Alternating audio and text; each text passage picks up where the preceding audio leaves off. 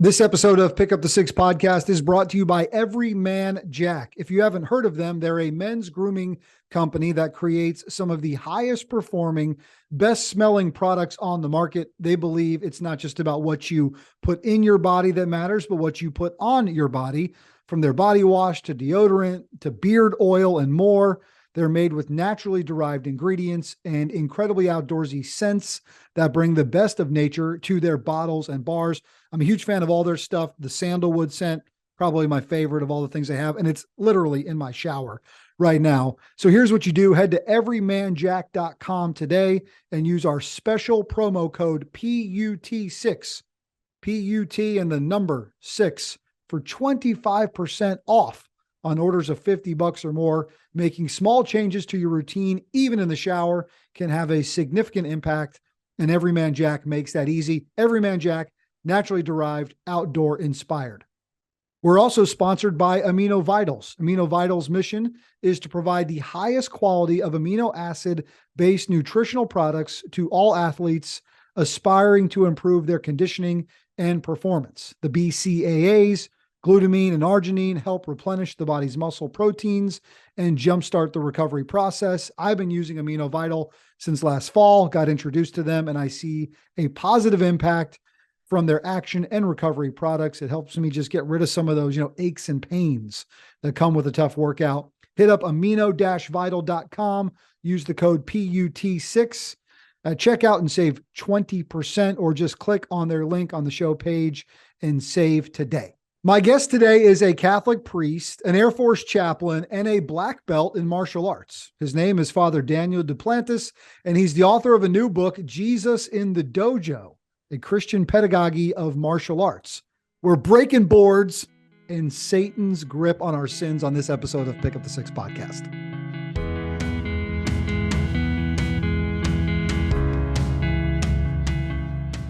Father Dan, Sensei, chaplain. We got a lot in that intro, man. Welcome to Pick Up the Six podcast. Thank you, Brian. It's funny when I hear all those things being said, I'm like, gosh, how do I have time to do all these things? I was wondering the same thing.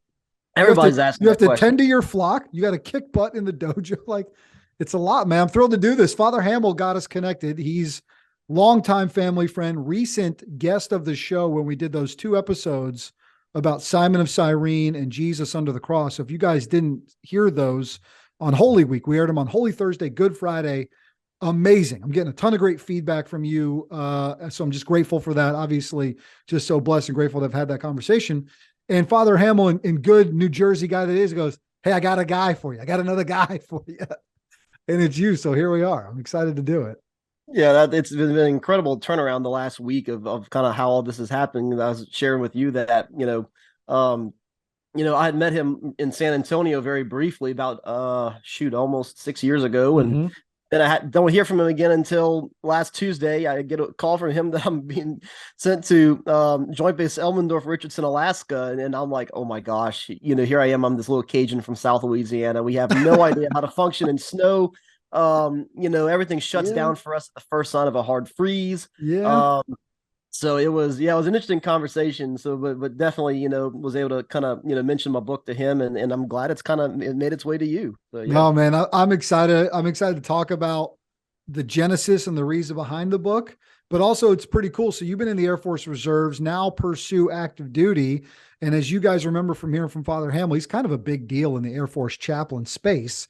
So he actually calls you last week to tell you got your first big chaplain priest assignment active in the United States Air Force coming up, which is to move you to Alaska. So that's kind of a wild phone call to get. And then to be thinking about, man, all the differences that go into that. So what's going on in your life, man? That's a big deal. Yeah. Well, it's funny that the way that phone call kind of played out. I was fishing last Tuesday and I just stepped off the boat. I missed the first phone call that he called. And I must have just checked my phone immediately afterwards. Where were you fishing? Gulf side, lakeside? Where are we at? We were fishing in Lafitte, Louisiana. So that connects to the Gulf of Mexico. So we're fishing inland saltwater. I don't really do any bass fishing down here, but a lot of what I do is saltwater fishing. So redfish, speckled trout, all that good stuff. And so We just gotten back to the boat launch and step out the boat, check my phone, and I call him back. And it was funny because I saw the number. And it's funny because most priests, when you see, I think it's 202, you see that area code, and most priests start flipping out for other reasons. It's because normally that means you're getting called by the apostolic nuncio to be named a Right. bishop. That's the Washington, D.C. area code. So you're like, Right. somebody's trying to get a hold of me. I'm like, this can't be because I'm being made a bishop. I'm way too young. I mean, shoot, I'm turning 29 in about a week and a half or so. So, I was like, it can't be that. But then I saw the name on the caller ID was James Hamill. I said, okay, now, like you said, he's kind of big up there in the Air Force Chaplain Corps. And so I know this name.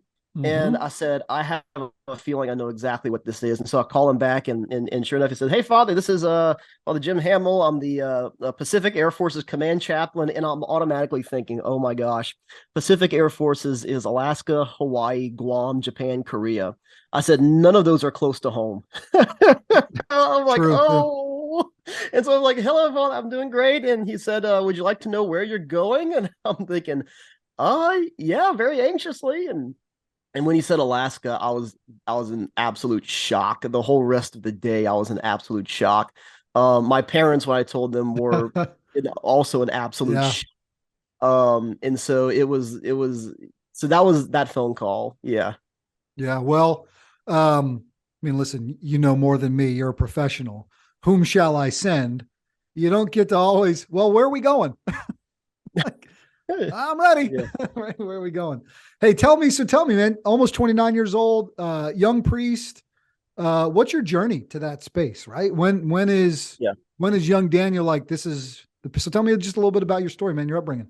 Yeah, definitely. So I was born and raised in Houma, Louisiana. And Houma is about an hour drive southwest of New Orleans. And when people hear southwest of New Orleans, they're like, wait, there's something kind of more or less south of New Orleans. I said, oh yeah. No, that's real. That's real Louisiana down there. It is. Southern it is. Louisiana, You know, kind of people. I love it. Yeah. When you watch Swamp People on the History Channel, like that's us. That's your kinfolk. that's us. And it's funny, you know, and because especially when I see that they have subtitles on some of these guys on the show. And I'm like, I was almost offended when I saw that the first time. I'm like, I could understand them just fine. And then I go to Omaha, Nebraska for a 8-week summer program, and they're like, Dan, like I can't understand what they're saying without the subtitles. And I'm like, oh my gosh, is it really that bad for us? So I know the accent comes out pretty thick sometimes, but I try to keep that manageable. But anyway, so yeah, born and raised here down the bayou, as we say. And I grew up from two very Catholic families on both my mom and dad's side. And we went to mass every single weekend.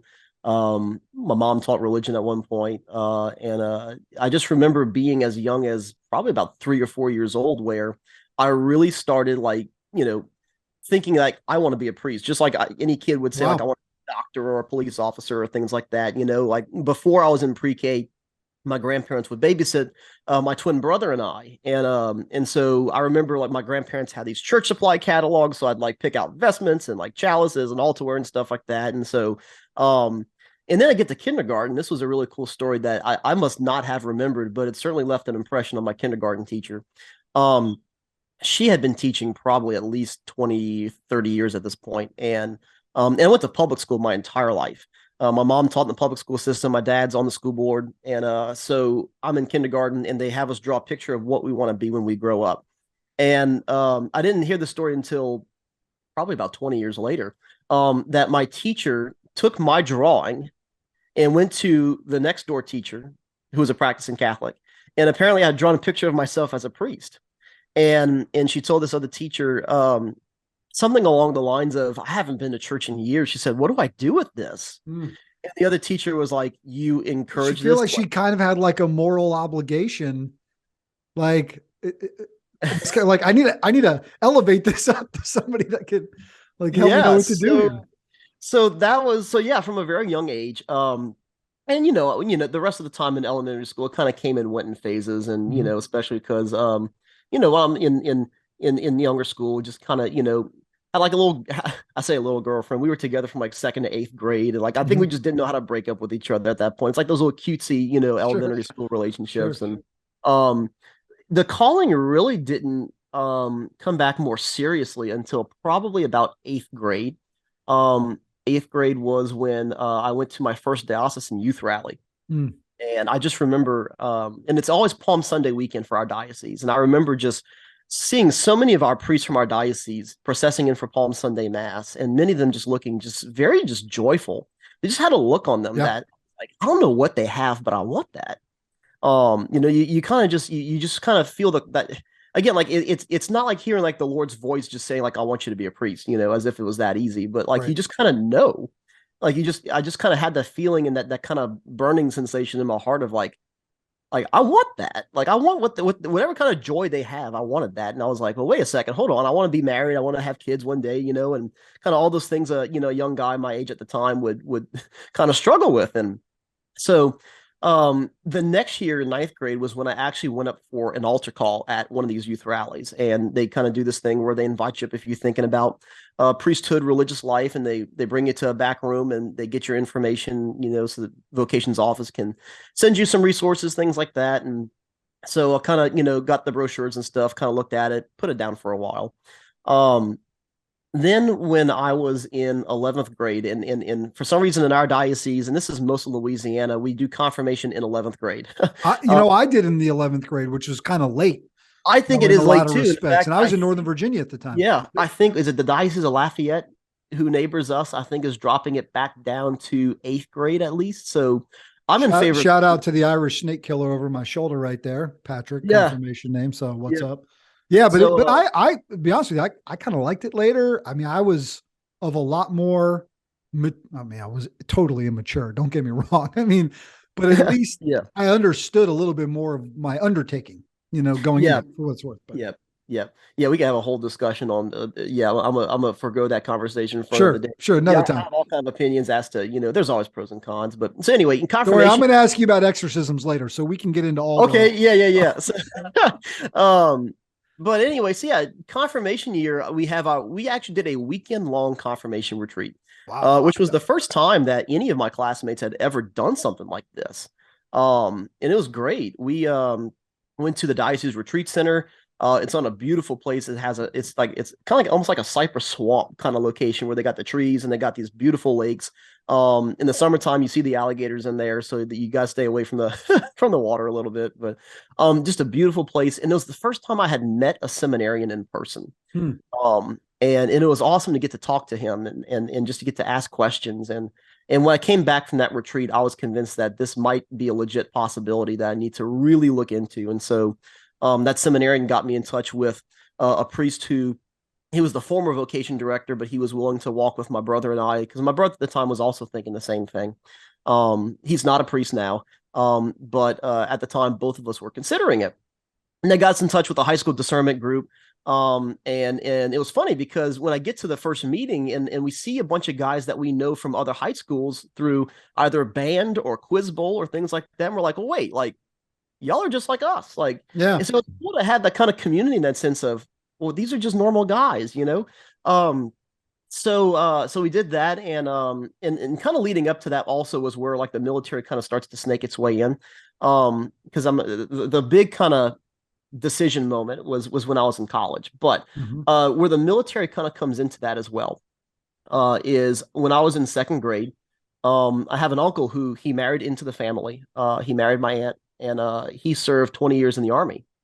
And I remember wherever he was stateside, and he was in Germany for a while, but when he came back stateside, this was about 2006, and he stayed stateside the rest of his assignments. Wherever he was located was basically our hurricane evacuation location. And so I remember like for Hurricane Gustav back in 2008, Mm-hmm. we evacuated there. He was in Oklahoma at the time. And so we went there and so I just like really, kind of got introduced to the military through him. Got to go on base a couple times. Whenever we evacuated that one time, he actually brought me with him to go do PT with his unit. And in high school, I did 2 years of Army JROTC. And I enjoyed it. I really did. I ended up quitting after the second year because I was also in band and ended up becoming the drum major. So really enjoyed it though. Gave 2 good years of ROTC, and so that's kind of where the military was starting to come in a bit. Um, so and then martial arts, I was 7 when I started Taekwondo. So like a Mm-hmm. lot of all three of these things kind of started really at a young age. When They all when kind of, um when did you are you doing military stuff as you're doing seminary stuff? Like at what Yes. point, right? At what point are you going through seminary, ordained, sign up for the reserves? What's that schedule and work, right? Is Yeah. there crossover? So the way that both of those kind of came together was right when I was first entering seminary, like I'd been accepted by the diocese. I'm You're about to how start old? the semester. I was 19. So I went to college first for a year. I went to McNeese State University in Lake Charles, Louisiana. Mm-hmm. I was studying music education. So Okay. my twin brother, he finished his music degree. He's a band director now. There you go. So we did the same thing, and we both had full paid honor scholarships. So we were actually getting paid to go to school. It was great. So I said, why not try it for a year? Was dating at the time, and I was just miserable. Like I had everything I could have wanted, or at least I thought I wanted as a Yeah. first time college kid. And I was just absolutely miserable. So I broke up with my girlfriend in December, right after my first semester of college.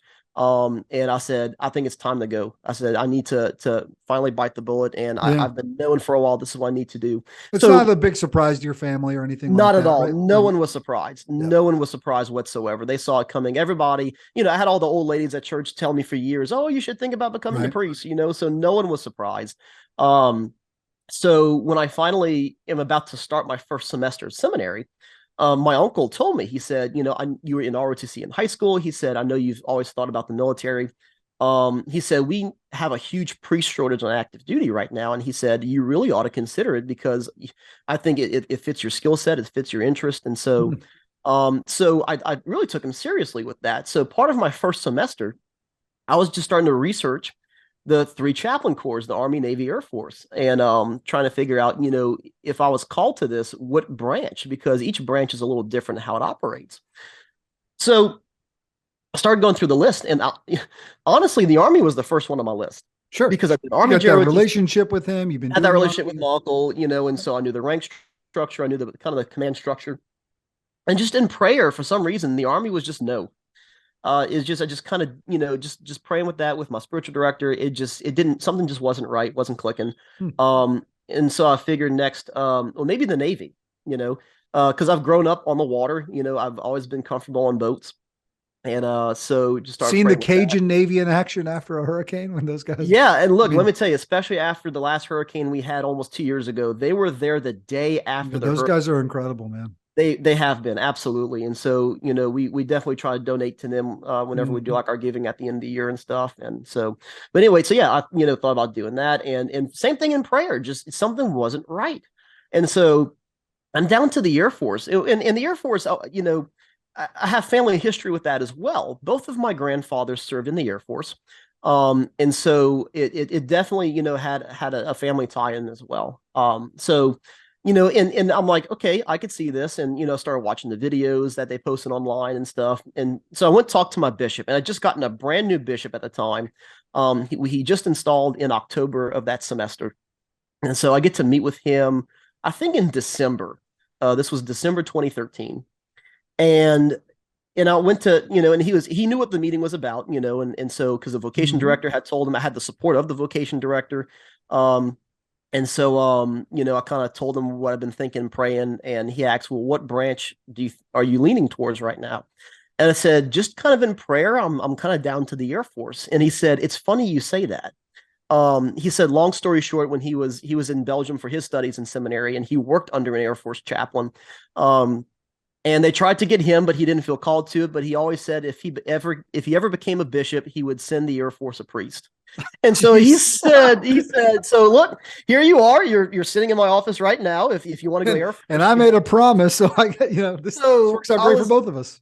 So I was like, how does that happen? Where it's like it couldn't just be coincident, there's no doubt about that. So the process for that was so he said, let's go ahead and begin the formal discernment process for that. So I went to a discernment retreat with the Archdiocese for the Military Services. And they normally have these twice a year. The one I went to was in the spring of 2015. So it had been about a year and a half before I could actually make one of these retreats with my seminary schedule. So they flew me out to Menlo Park, California. So that's right outside of San Francisco. So I got to meet the vocation director for the AMS, meet several chaplains, meet other guys who were thinking about it. And at the end of the retreat, my bishop asked, how did it go? What do you think? I said, I think I'd like to pursue this. And he said, okay, let's do it. So It's a co-sponsored program. And so what that means is the Archdiocese of the Military Services will reimburse your diocese 50% of your seminary cost every single year of seminary. So they're helping to pay for your costs because you're basically promising through that program that if you get ordained a priest, you're going to serve on active duty for so many years. I think it's at least 5 years, I think is the minimum. I keep losing track of that number, but so they're paying for your education. And then part of that program as well is once you graduate the college seminary and you're enrolled full-time in a graduate seminary, you commission into whatever branch you signed up for the chaplain corps, you're going to go into their chaplain candidate program. So when I graduated from college seminary, it was a direct commission to second lieutenant in the Air Force. And so you're doing your summer assignments with the Air Force. Now, you also have your diocese summer assignments as well that you may have some required things. So I kind of had those interspersed. So like my first summer was OTS, did that for 5 weeks. Then we had a chaplain candidate intensive internship for another 5 weeks that same summer. The summer after that, I went to the Institute for Priestly Formation in Omaha, Nebraska. So I did that for a summer. And then the next 2 summers after that, I did the rest of my follow-on internships for the Air Force, which was great because I was actually a deacon for the first of those. And then my first month as a priest was my second tour to complete the requirements. And so it was awesome that, I actually got to do some ordained ministry as a chaplain candidate. So there's a little bit more I could do than a non-ordained candidate could do. So I really got to kind of, get my feet really, really wet doing that and actually get to preach for masses as a deacon. And then that first summer as a priest, got to actually celebrate sacraments on base as a candidate. And so then the rest of that, you have options, you either, because the diocese gets you for 3 years first, and then you go active duty. So those 3 years, you could either reappoint to the Guard or the Reserve, or you could do like what I did. And I know other priests who have done this as well. And that's to stay in continuation status as a candidate, so long as you're making your points for your good years and stuff. And that was just the easiest thing for us. It was more flexible, keep me in the diocese. And so now we're at the end of that 3-year mark. I make 3 years of priest on June 6th this year. And so I'll be going active duty in July. So that's kind of how that process unfolded. So what's got you excited about? I mean, obviously this move to Alaska is a bit of a culture shock, a geographic shock. You're going to have to get some long underwear, I suppose, and some jackets and stuff. But you've got to be excited too, just about the next journey and what that looks like. We're going to talk about karate here in a second, but yeah, just to kind of wrap that part up, what's got you excited about headed to the great? Yeah, North? It definitely sounds adventurous. And what's got me excited is that all the other chaplains I've talked to have been there. They say that this is a phenomenal first assignment. And so it definitely put me more at ease. I jokingly say about like the snow and stuff, how we can't function and, but that's the thing. We're Cajuns. We adapt, we don't sit around for things to happen. We make things happen. So, I'm looking forward to the adventure, to the change of scenery. Yeah. The ministry itself is phenomenal. I mean, and I was so glad that like my last follow-on tour, I was a priest for that tour because at least I really got to see what priestly ministry looks like in that context. And it's phenomenal. It's a great ministry. And so I'm really looking forward to just that specific ministry of ministering to our airmen and their families. Yeah. And it's just awesome, the conversations. And look, I'm such a military nerd too, because like I am constantly like looking up and researching anything to do with the military. Like I know all about our planes and stuff. I watch documentaries on like the contracting competitions that brought about like the F-22 Raptor and the F-35s. Like I love actually learning about these airplanes that our pilots are flying. What are they flying up there? So at Elmendorf Richardson, they have several different planes up there. I think one of the biggest presences though is the F-22 Raptor. In fact, whenever you'll have these kind of maritime patrols that Russia's doing, and they don't cross into our airspace, but we will send fighters up as kind of escorts to say you're getting close to our airspace, so they'll send up Raptors. With the whole like the unidentified objects we had a couple months ago, the ones that were flying over Alaska were shot down, I think, by F-22 Raptors from Elmendorf. What's really cool is you'll see pictures of Elmendorf where they do what's called an elephant walk, which is they sortie a bunch of Raptors and a bunch of support planes simultaneously to basically rehearse a mass sortie of aircraft. Sure. And so they'll send up like the tankers and the AWACS with them. And so there's a couple of different flying units there, but one of the bigger presences is the F-22 Raptor. Nice. All right. So along your journey, every step of the way, since you first put a gi on at age 7, is martial arts, right? And Yeah. karate. And that it's just as much maybe as all of this. It's a huge part of your life. So Yeah. how has it helped you along the way? Why, what is that attitude? We'll talk about why you decided to write this book, Jesus in the Dojo. Great title, by the way. Thank But you. just having that right as part of that, it's a huge part of your life, right? Yeah, definitely. And part of that was, mom and dad really wanted my brother and I to stay active as kids. And when we were younger, we had like childhood asthma and really bad allergies at the time. And thankfully, we've outgrown those things. But like we hated running around in the humid Louisiana heat during the summer. Sure. So we tried like t-ball, we tried soccer, and it just, we didn't like it. And so I had a cousin of mine who was taking taekwondo here in Homa. And so my mom and dad decided to enroll us there. And that was day one. And praise God, I'm still doing it. I love it. So we began training in Taekwondo. And my brother and I, we got our first degree black belts in 2010. So it took us almost 9 years to get to black belt. And our instructor certainly didn't give away black belts. We had very few people that we saw the entire time that we were there ever get their black belts. And it was basically like God status to get a black belt. It's a big deal. Yeah, it sure. was, and at that school is what you're right. Definitely. Yeah. And it was intense, and you had to sit there and you had to earn it. And certainly our instructor's philosophy was he would not test you for a black belt unless you turn 16 years old. Like he just had this kind of thing. And that's the thing, you don't have to be that age. The Kukiwan, the World Taekwondo headquarters can issue junior black belts. It doesn't turn into Dan rank until you turn 15. But our instructor was like, no, he said, I expect a certain level of age and maturity for a black belt. And so for us, he made us wait until, so we were at the candidate belt for black belt for about 2.5 years. Whoa. So yeah. So when we got our black belts, holy cow, that was a huge accomplishment. Definitely, so and you guys did it together? Did you get them together? We did. Yeah, great. We did. And it was funny because every time we competed growing up it was always hilarious. We do forms and they would put us like right up next to each other for forms. And we had the same tempo, the same execution techniques. And we're twins, I mean, you couldn't get a better matched pair, and so we would often go back and forth taking first and second place. Same thing with sparring. And we hated sparring each other because we would always just wail at each other. I mean, we were very aggressive fighters. Sure. And I think the other kids in our division were scared of us because they saw us fight each other and they're like, well, so you can go to a whole nother level with your brother, right? Than you would with a stranger. You've already got that, plus you're aggressive fighter. So it's like they're just doing it. They're going all out. It's the sanctioned time and place where we actually get to have at each other. We can't do that at home. So I say to my daughter. So my 7-year-old is in karate now, and she's made her way from white belt in their dojo to orange, and she's done really well. She's taken to it. She loves it. But one of her really good friends is it. And I'm like, you get to fight your friend. They think it's the funniest thing. Yeah. Like, yes, in a controlled environment.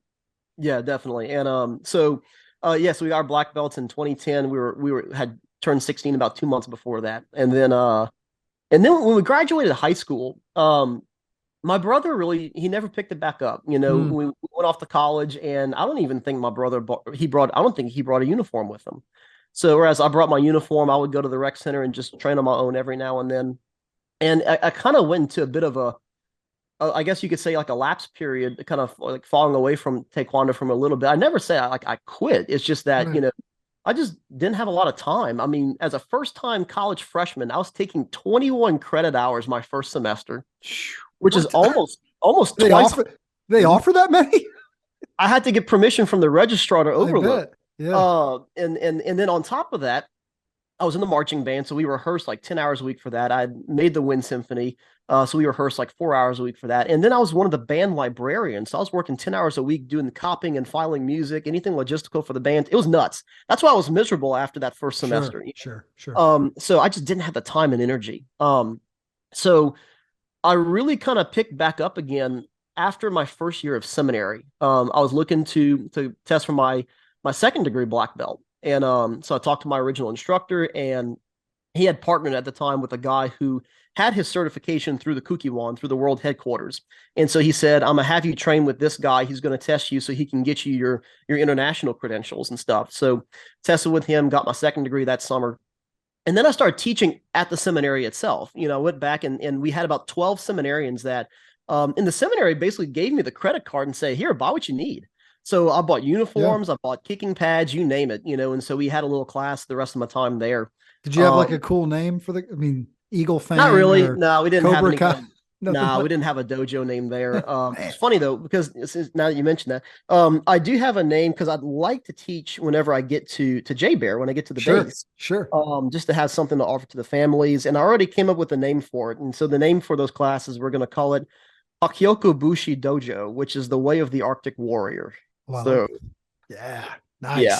Yes. Yes. So I'm thinking ahead. Cobra Kai be damned. I love it. That's really good. Yeah. So I got my second degree, and then when I got to graduate seminary, kind of went back into a lapse period. I trained with a buddy of mine. He had also done Taekwondo years before, and so, but I missed like going to full-time classes. Sure. Like I miss actually being able to go train at a studio, to train with other people.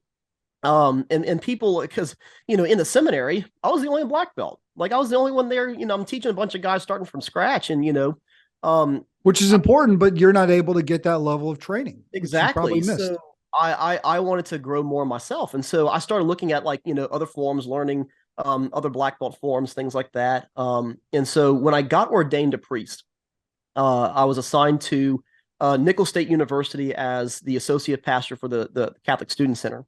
And there's the Taekwondo school like in the next door at the park. And I knew the instructor there. In fact, actually, Eric was one of the guys on my panel for my second degree test. So knew him already. He had seen me growing up, watched me at all the tournaments. And so they welcomed me with open arms, started training there. Tested for my third degree black belt in December of 2020. And so that's my current rank right now. And then kind of just with that, it became a bit of a ministry as well, because several of my Catholic student center kids were coming with me and were training there. And so it was awesome. It was like a young adult group. And then within that time also we ended up joining the American Judokan Association. So, and they do Taekwondo and Tang Sudo, which is the predecessor to Taekwondo. So I started learning the Tang Sudo forms. And just this past December, I went out to Orlando and tested for my black belt in Tang Sudo, because it's a lot of the same basics. And so a lot of this was just learning the forms, and there were one steps to other self-defense and things like that. And so they wouldn't give me the equivalent rank in Taekwondo, but they did promote me to second degree in Tang Sudo. And Tang Sudo, that's why I say I do karate, is because Tang Sudo is the Korean name for Karate Do. So it's just the same name. So because when you look at what Tang Sudo is, it's basically Shotokan for the most part. Yep. Shotokan karate. In fact, the forms are all the same thing. And so just flies under a bit of a different flag, right? Just pretty much. Yep. And then Taekwondo was adapted from that. They created their own forms. And again, like Taekwondo, the whole idea behind that was after the occupation of Japan after World War II, the Koreans wanted to kind of reestablish a national identity. And kind of take out, in a sense, like kind of get rid of all this Japanese stuff. And so they use the same basics, same, belt system almost for the most part. But then like to say, we're going to create our own set of forms and stuff that symbolizes Korean culture and Korean identity, So I love that I get to do both, because you kind of see the before and after. And I kind of see a good parallel with that because, as a priest, I have faculties to celebrate the extraordinary form of the Roman Rite. And so it's funny how like I get to kind of see like where the mass came from, where it's going now. You get to see what the council brought about and things like that. And so I love getting to apply that in a parallel way to Tang Sudo and Taekwondo. Yeah. I mean, things like tradition, reason, deep rooted in why you do the things you do and the order in which you do them, right? The mass laid out in a very specific order, culminating in this major moment. Probably very similar. All right, let me read part of the description for the book. It's called Jesus in the Dojo, a Christian pedagogy of martial arts. It says, for centuries, the spread of Christianity to the Western world was prolific. In the 20th century, a new movement from the Far East captured the Western mind. Since then, the intersection of Christianity and martial arts has generated both conflict and harmony. Talk to me a little bit about that and the reason why you put this book together, Jesus and Dojo. Yeah, so this was a project that I really, even like a year ago, like we were probably in the very early stages of even thinking about writing a book. And so I have my own podcast called The Karate Priest, and my producer Todd was he had been pushing me for months. He said, "You have such a unique story." He said, "You're a priest that does martial arts and you're in the military." He said, that combination of three things you don't often find. Checking a few oddly combined boxes there. Exactly. I mean, there are priests in the military, sure, like Father Jim. There are priests that do martial arts, and I see them all over the place too. But to have all three of those, he said, you've got to have a unique perspective where I feel like you should write a book. And for the longest time, I was trying to think, well, what do I want to write on? And I said, well, what if I just write like a book synthesizing the practice of martial arts and Christianity? Especially because there often, and this is why I say, conflict and harmony in the book, because in many ways, this is, I think of the concept of yin and yang, the fact that like they coincide together, they flow into each other, but they're very distinct. There are ways in which, there are obviously some practices in martial arts that, especially if you look at it from a spiritual perspective, are dangerous to us as Christians. But at the same time, there's a lot of just, basic philosophies, concepts, universal truths that we can maximize. And that's kind of the philosophy of the book is to basically kind of go through what should we do if you're a Christian practicing martial arts? What should you do to help you be a better Christian through your martial arts practice? And what things should you avoid that would be detrimental to your faith? And so that was the whole idea, because, I had read several books and research for my own book. And I was just amazed at, how much like New Age practices have really snaked their way in through martial arts. And the whole concept behind that is, after World War II, you had American GIs going to Japan and Korea. We were establishing military bases there. And while they're on their assignments there, they're coming back to the United States with karate, with taekwondo, with Tang Soo Do.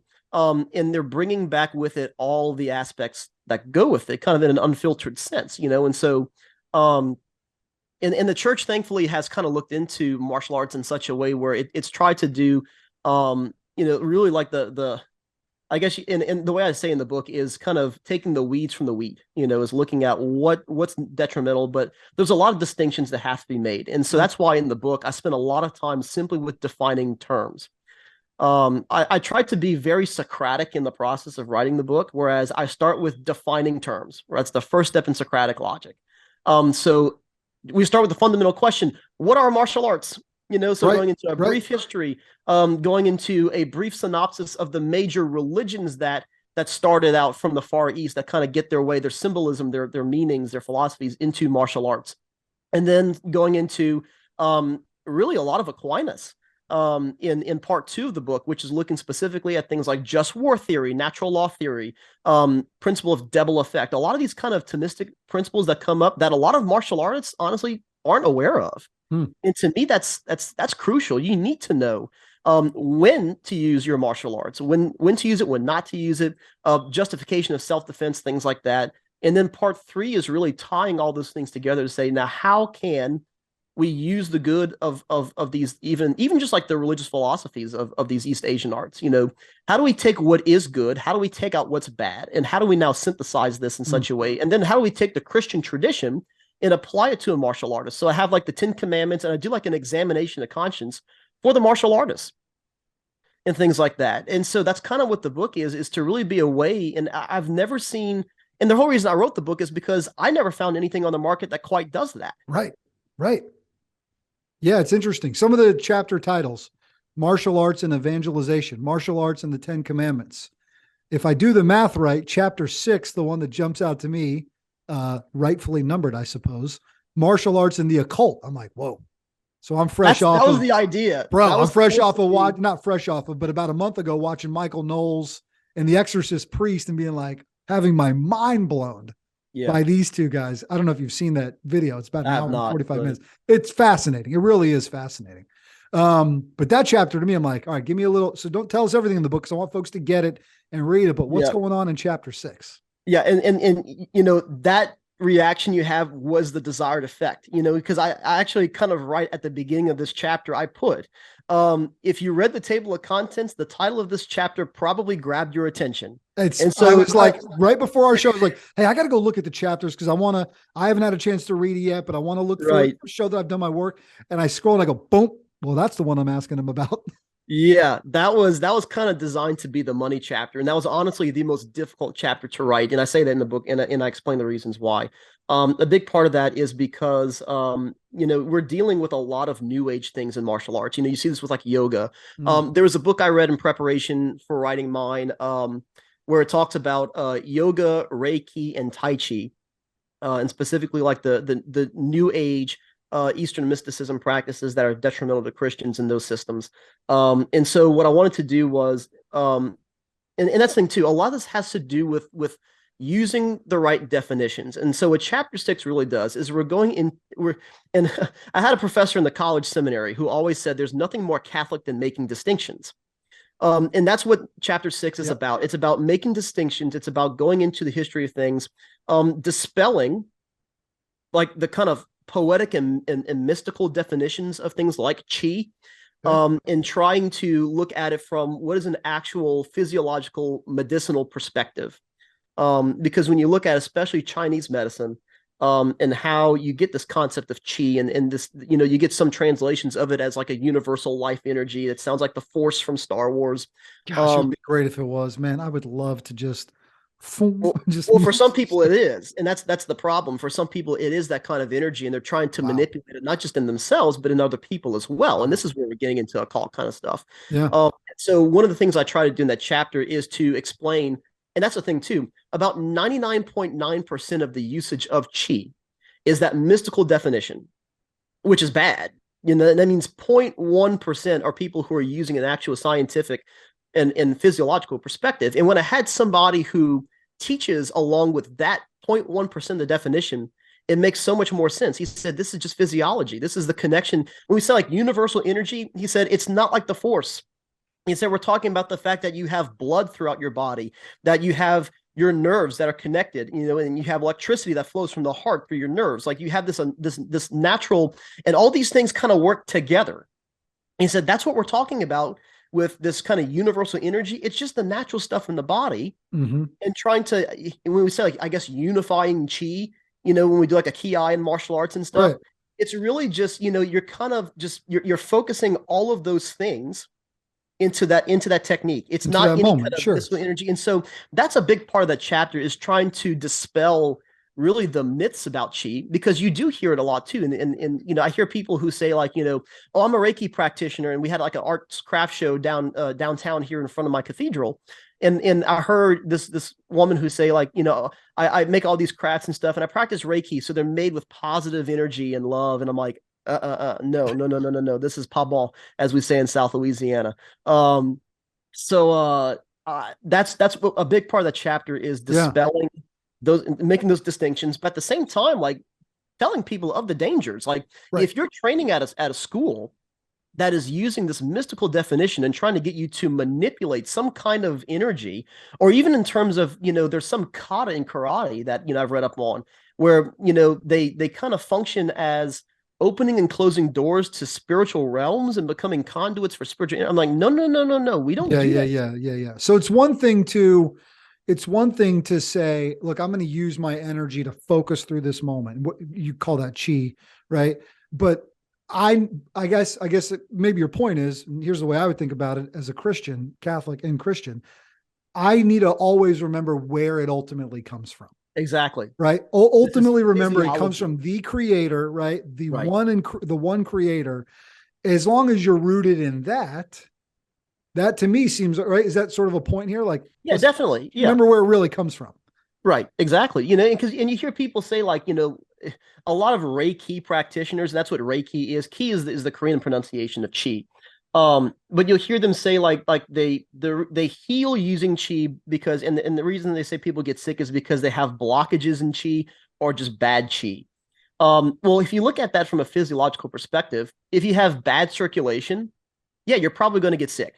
Yeah. If you have damaged nerves, something's probably not right. Yep. So that there are It's a language. It's a language. You're talking. It's a language thing. it is. It's just it really is defining our terms and using the correct language. But the problem is because of and you go back to, well, how did Chinese doctors and scholars educate or really explain to an uneducated peasantry how the body works? By poetry and mysticism. And that's why you get this huge usage of these mystical definitions of a concept called chi, and it gets so misconstrued. So a lot of this is because, again, the implications are, if this is some kind of obscure actual thing like the Force, this is a cult practice here, and it needs to be avoided. And this is, I list several stories just in my ministry that I've come across of different, and I even go into like different types of demonic activity to explain these are the possible results someone can face for dabbling in things like mystical chi.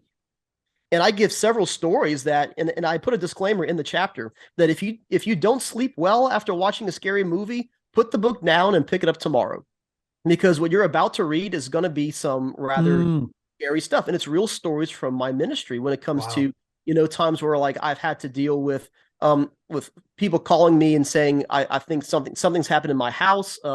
I think something's here, that there's some kind of just evil spirit kind of thing, and you go there and it has the telltale signs of these different types of demonic activities. And I'm not an exorcist, I'm not deputed for that, but any priest can do minor exorcisms to go in and do like perimeter prayers, binding prayers, things like that. And so priests can come to your home and pray over your home, which so chapter 6 has a lot of just real stories from my ministry that can show these are the consequences if you're dabbling in these kind of Eastern occult things.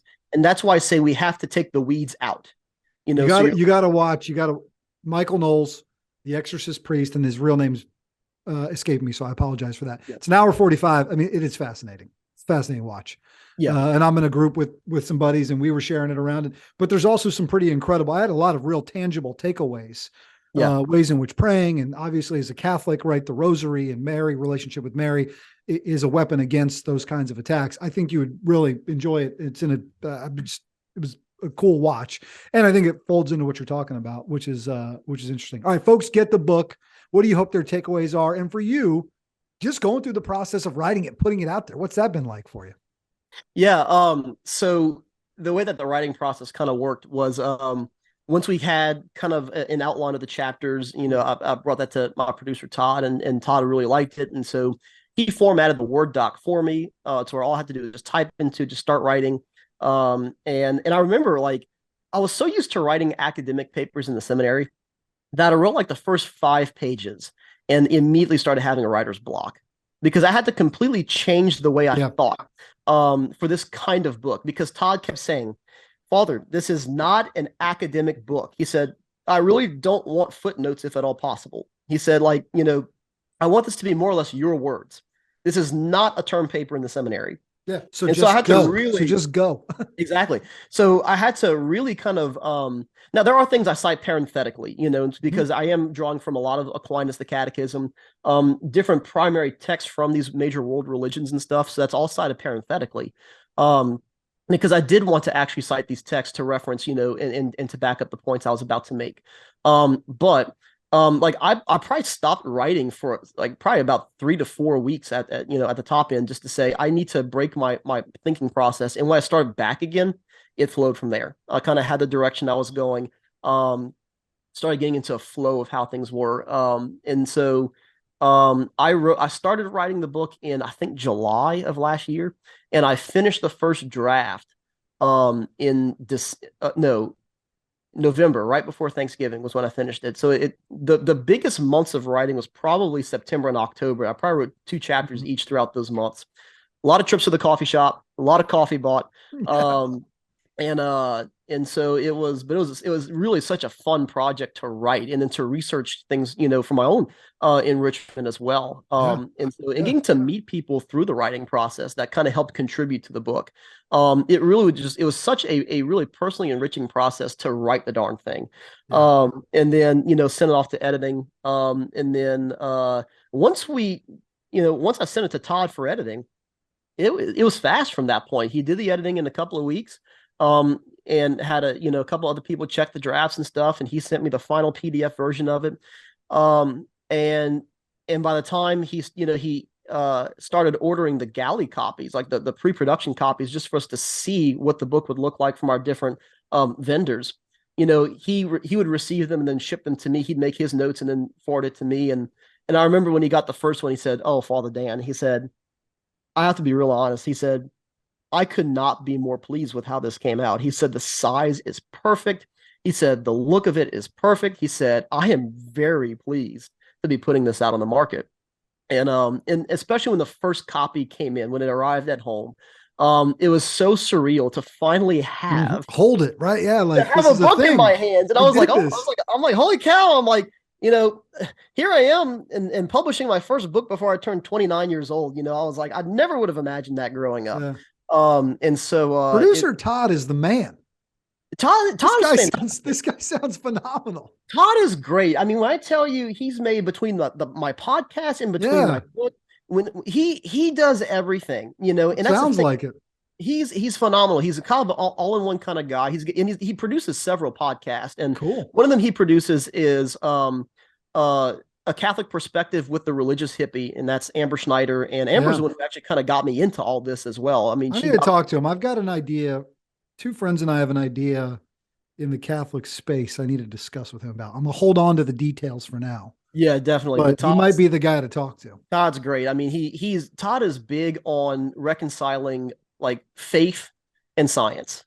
Well, and it's I need to talk to him. We got an idea. I got a guy that I think would be great for it. I need to talk to him about it for sure. Oh, definitely. All right, tell us where they can find the book, right? Amazon, Barnes and Noble, but give us a data dump on where we can find it and where we can find the podcast too. Yes, definitely. So the book is available paperback only for Amazon. And then on Barnes and Nobles, you can get paperback or hardback. We do have some other kind of special editions in the work. There's a whole rollout process to this, and some of these special editions I'm really, really excited for.